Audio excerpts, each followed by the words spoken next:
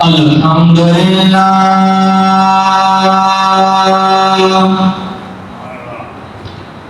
الحمدللہ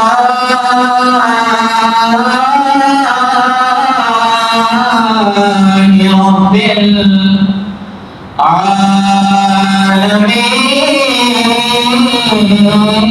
العالمین والصلاة والسلام على أشرف الأنبياء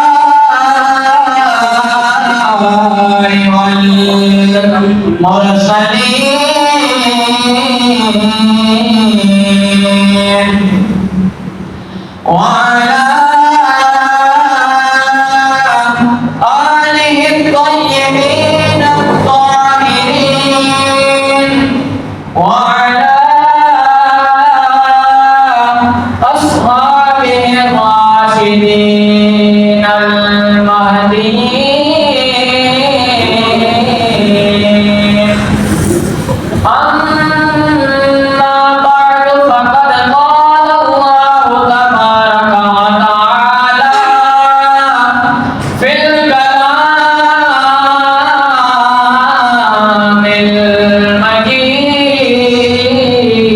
المجيد إن الله وملائكته يصلون على النبي يا أيها الذين آمنوا صلوا عليه وسلموا تسليما اللهم صل على سيدنا ومولانا محمد وعلى آل سيدنا ومولانا محمد وبارك وسلم عليه الصلاة والسلام عليك يا سيدي يا رسول الله وعلى آلك وصحابك يا سيدي يا رحمة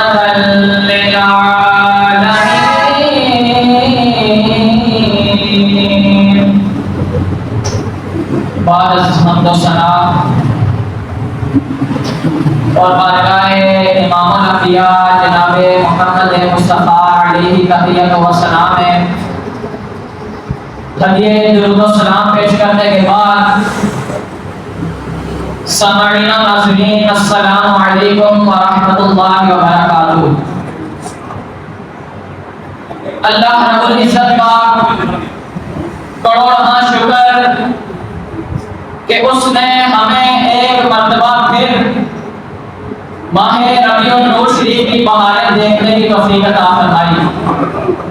اللہ رب العزت کی بارگاہ میں دعا ہے کہ ہمیں گج بج کے حضور صلی اللہ علیہ وآلہ وسلم کا میلاد منانے کی توفیق عطا فرمائے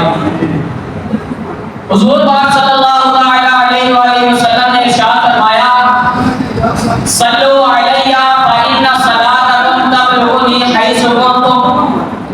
فرمایا تم جہاں بھی ہو مجھ پر درود پڑھو کیونکہ تمہارا درود مجھ تک پہنچتا ہے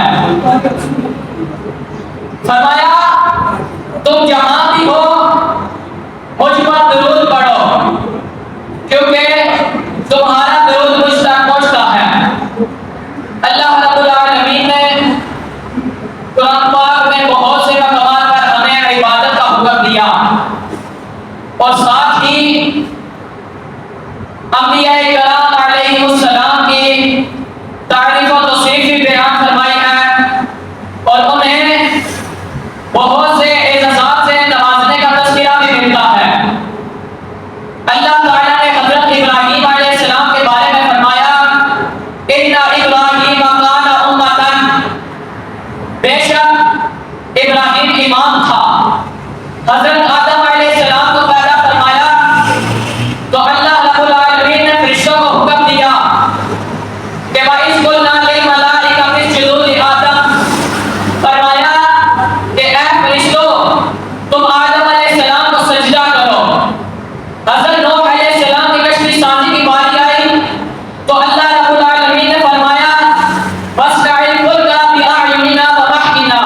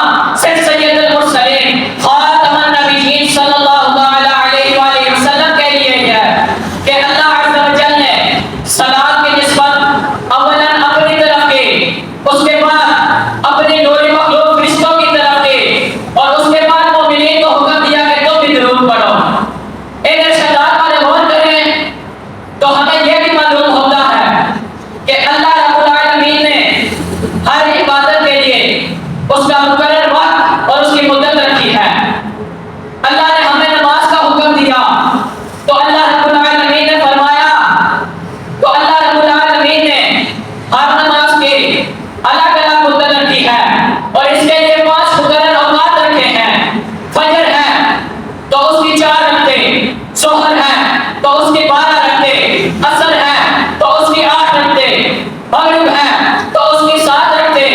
عشاء ہے تو اس کی 17 رکھتے، اسی طرح زکات ہے تو اللہ نے اس کی بھی مدت رکھی ہے،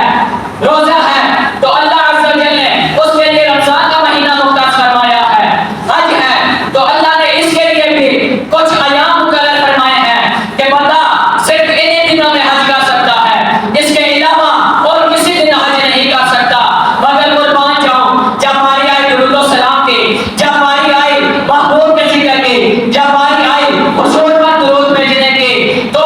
اللہ رب العالمین نے نہ تو اس کی کوئی مدت رکھی ہے اور نہ ہی اس کے لیے کوئی وقت مقرر فرمایا ہے، بلکہ حضور پاک صلی اللہ تعالی علیہ وآلہ وسلم خود ارشاد فرماتے ہیں صلو علیہ فإن صلاتکم تبلغنی حیث کنتم، فرمایا تم جہاں بھی ہو مجھ پر درود پڑھو، تمہارا درود مجھ تک پہنچتا ہے۔ حضور نے یہ نہیں فرمایا کہ صرف تم مسجد میں ہی درود بھیج سکتے ہو، یہ نہیں فرمایا کہ صرف تم گھر میں ہو تب ہی درود بھیج سکتے ہو، یہ نہیں فرمایا کہ تم صرف محفل میں ہی درود بھیج سکتے ہو، یہ نہیں فرمایا کہ صرف تم دکان میں ہی درود بھیج سکتے ہو، فرمایا حیث کنتم، تم جہاں بھی ہو مجھ پر درود پڑھو۔ اور یہاں پر یہ سوال اٹھتا ہے کہ کون سا درود پڑھنا ہے؟ بعض لوگ کہتے ہیں کہ صرف درود ابراہیمی ہی پڑھ سکتے ہیں، بلکہ ایسا نہیں ہے۔ حضور پاک صلی اللہ تعالی علیہ وآلہ وسلم نے ارشاد فرمایا صلو علیہ کہ درود بھیجو، یہ نہیں فرمایا کہ یہی درود بھیجنا ہے، بلکہ فرمایا کوئی بھی درود بھیج سکتے ہو لیکن بھیجو صحیح، کیونکہ تمہارا درود مجھ تک پہنچتا ہے۔ اور اللہ رب العالمین دونوں جہانوں کا رب ہو کر خود یہ ارشاد فرماتا ہے کہ ان اللہ وملائکتہ یصلون علی النبی، بے شک اللہ اور اس کے فرشتے نبی پر درود بھیجتے ہیں۔ یا ایھا الذین آمنو، اے ایمان والو، اللہ نے صلاۃ کی نسبت پہلے اپنی طرف کی، اس کے بعد اپنے فرشتوں کی طرف کی، اس کے بعد فرمایا یا ایھا الذین آمنو، اے ایمان والو، صلو علیہ وسلموا تسلیما، تم بھی اپنے نبی پر درود بھیجو۔ آئے ہم بھی مل کر پڑھتے ہیں صلی علی نبینا صلی علی محمد صلی علی نبینا صلی علی محمد۔ علامہ احمد صابی فرماتے ہیں کہ یہاں اللہ کے درود بھیجنے سے مراد ایسی رحمت فرمانا ہے جو تعظیم کے ساتھ ملی ہو، اور فرشتوں کے درود بھیجنے سے مراد ایسی دعا فرمانا ہے جو حضور کے شان کے لائق ہو۔ اور حضور نبی رحمت شفیع امت صلی اللہ تعالی علیہ وآلہ وسلم کی ذات پر درود بھیجنا ایک مسلمان کے لیے بہت بڑی نعمت اور خوش قسمتی کی بات ہے۔ حضور نے درود السلام پڑھنے والوں کو نعمت، بخشش، درجات میں بلندی، وسعت رزق اور اس طرح دیگر کئی فضائل و برکات کی بشارتیں دی ہیں۔ حضور پاک صلی اللہ تعالی علیہ وآلہ وسلم نے ارشاد فرمایا کہ جو شخص مجھ پر ایک مرتبہ درود پڑھتا ہے، اللہ عز و جل اس پر 10 رحمتیں نازل فرماتا ہے، اس کے 10 گناہ مٹا دیے جاتے ہیں، اس کے 10 درجات بلند کر دیے جاتے ہیں۔ فرمایا جو 10 مرتبہ درود پڑھتا ہے، اللہ عز و جل اس پر 100 رحمتیں نازل فرماتا ہے، اس کے 100 گناہ مٹا دیے جاتے ہیں، اس کے 100 درجات بلند کر دیے جاتے ہیں۔ اور فرمایا جو شخص 100 مرتبہ درود پڑھتا ہے، اللہ رب العالمین اس کی دونوں آنکھوں کے درمیان لکھ دیتا ہے کہ یہ بندہ نفاق اور جہنم کی آگ سے آزاد ہے۔ کسی شاعر نے کیا خوب ہی کہا ہے کہ دکھوں نے تم کو جو گھیرا ہے تو درود پڑھو، دکھوں نے تم کو جو گھیرا ہے تو درود پڑھو، جو حاضری کی تمنا ہے تو درود پڑھو، اگر درود پڑھو مومنوں کرینے سے، حضور خود ہی چلے آئیں گے مدینے سے، حضور خود ہی چلے آئیں گے مدینے سے۔ اور آخر میں پیغام کے طور پر ایک بات کہتا چلوں کہ جب ہمارے کسی عزیز یا کسی دوست کا پیدائش کا دن آتا ہے تو ہم اسے تحفے تحائف دیتے ہیں، تو کیوں نہ حضور پاک صلی اللہ تعالی علیہ وآلہ وسلم کی ولادت کا دن آ رہا ہے تو ہمیں چاہیے کہ ڈھیر سارا درود شریف پڑھ کے حضور پاک صلی اللہ تعالی علیہ وآلہ وسلم کی بارگاہ میں تحفہ پیش کریں۔ سوچیں کہ جب ہم کسی عزیز کو تحفہ دیتے ہیں تو وہ کتنا خوش ہوتا ہے۔ تو سوچئے کہ اگر حضور خوش ہو جائیں، حضور کی خوشی سے بھی بڑھ کر کوئی خوشی ہے؟